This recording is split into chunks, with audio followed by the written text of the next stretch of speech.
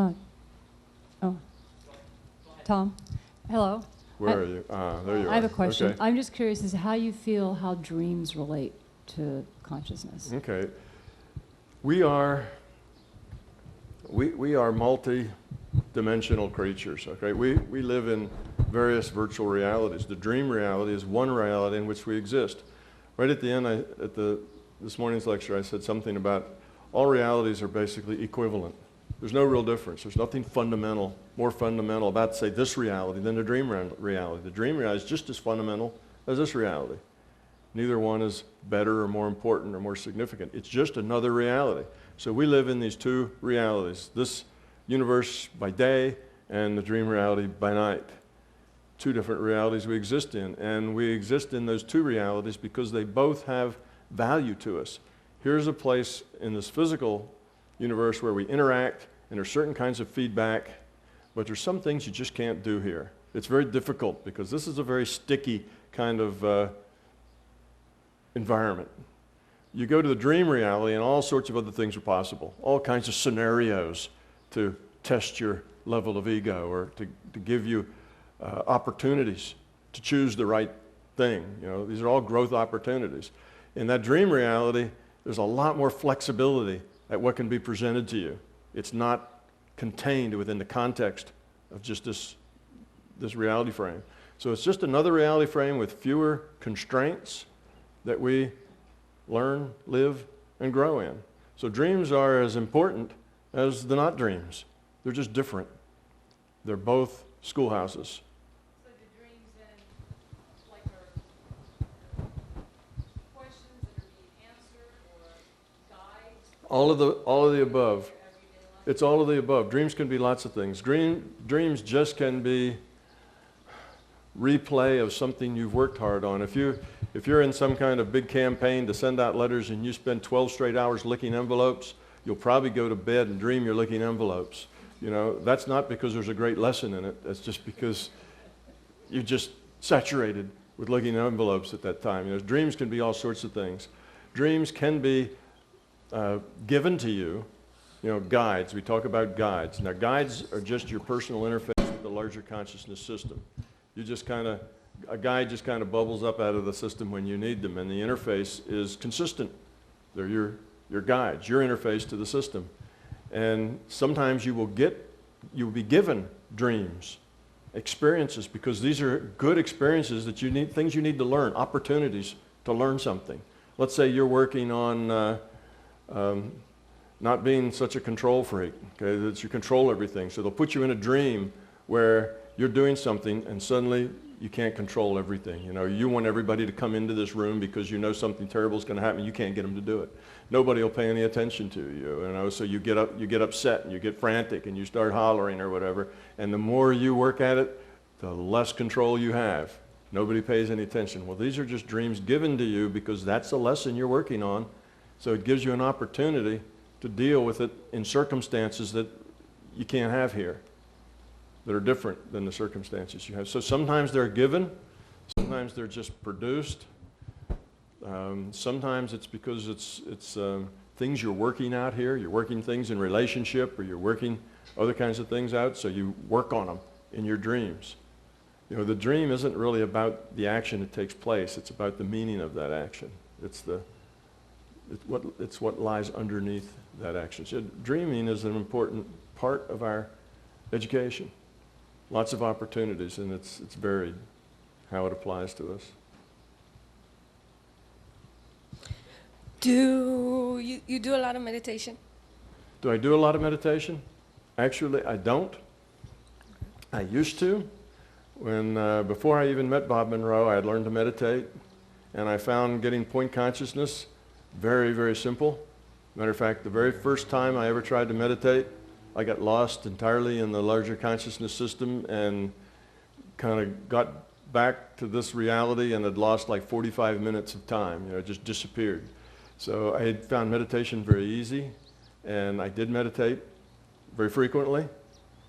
And what I was doing out at Bob's lab, you could say, was sort of a meditation. It's similar. You know, meditation is a very general word. There's 1,000 different ways to meditate.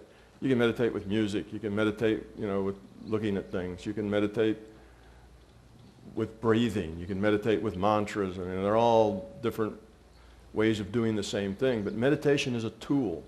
It's a tool for helping you learn to focus your intent, to control your mind, to get rid of the noise that's there, the chatter that's going on. And you practice that. That's what meditation is. Eventually, like any training tool, hopefully you'll outgrow it.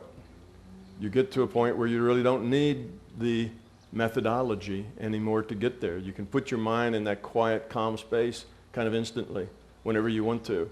And at that point, there's really not a whole lot of point in going through a process to get there when you can get there in a tenth of a second anytime you want to. So then you let it go. So meditation, like most of the tools we use, are like training wheels. They're absolutely necessary when you're 5 years old and get on that first bicycle. If you don't have training wheels, all you'll do is fall over and hurt yourself and be afraid to try again. So they're necessary, but at some point you need to learn to take the training wheels off, because they will get in your way and hold you back. Is there a point to getting rid of the metaphors? Yes, there is a point where you get rid of the metaphors. Now, you need metaphors if you have beliefs, fears, other sorts of things. The metaphors are very helpful, and you may need them to focus. You may not be able to heal if you cannot direct a light beam, see a dark spot that is a metaphor for an illness, and then watch that dark spot be erased. See, those are all metaphors that help you focus your intent on that happening. Most people cannot do that without the metaphors. The metaphors are required.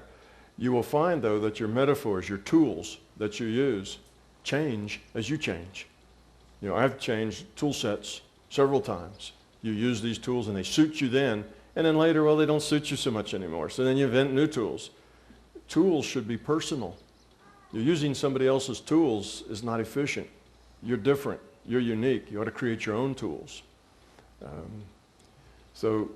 Tools are personal. You use them as long as you need them, and you let them go.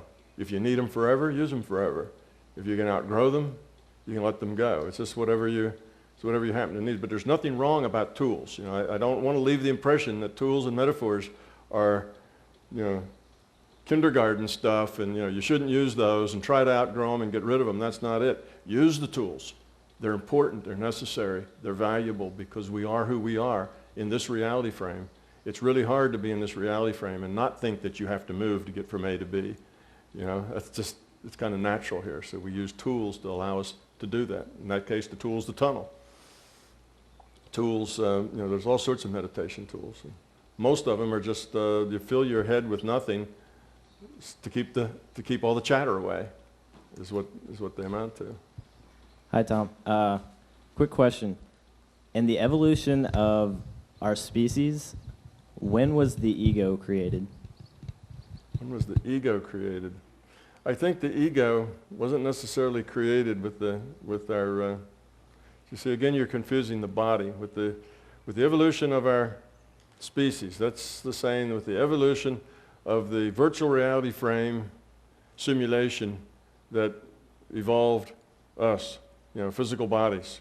Okay, this is just a virtual thing. When did they get ego? Well, they don't really get ego. They're just limitations for us. When we join this virtual reality, we are limited to what the rule set will support. So we're limited to what the rule set produced in this simulation. We come with the ego. Ego came with the consciousness. It's not that it developed with the body. So when did the consciousness inhabit the virtual characters here? That's when ego came here. Consciousness, if you are not love, if that doesn't describe your being through and through, then you have ego and you have fear. So we all have some ego and fear that we're dealing with, and it just comes with being consciousness. So there's not a point like in evolution that when we got to Cro-Magnon man or something, suddenly they got an ego. Suddenly they may have become self-aware to the point that they were worth inhabiting by consciousness.